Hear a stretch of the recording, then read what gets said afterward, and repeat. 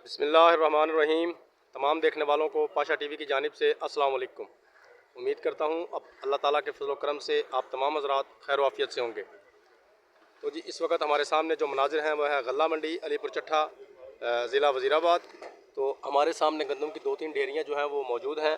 और ये सबसे पहले आप गंदम चेक कर लीजिए जी। अभी मामूली सी नमी जो है वो गंदम में है, तकरीबन 12-13 इसका जो नमी की मिकदार है वो आ रही है। तो 2466 रुपये से लेकर 2500 रुपये तक जी आज का टॉप का रेट है। ये रेट इस वक्त बोली के बाद मैं आपको बता रहा हूँ। हो सकता है शाम को जो डेयरियाँ आएँ उनका रेट कम भी हो सकता है और ज़्यादा भी हो सकता है। तो मज़ीद जो प्रॉपर मैंने जैसा कि कल भी आपको बताया था कि प्रॉपर रेट इंशाल्लाह 2 से 3 दिनों तक जो है वो निकल आएगा, जब ज़्यादा मिकदार में गंदम जो है मंडी में आएगी।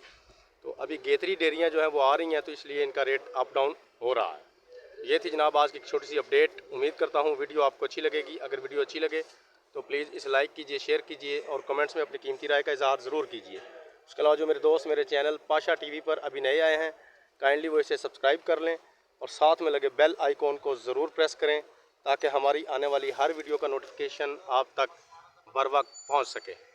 कल तक के लिए पाशा टीवी को इजाज़त दीजिए। खुदा हाफिज़।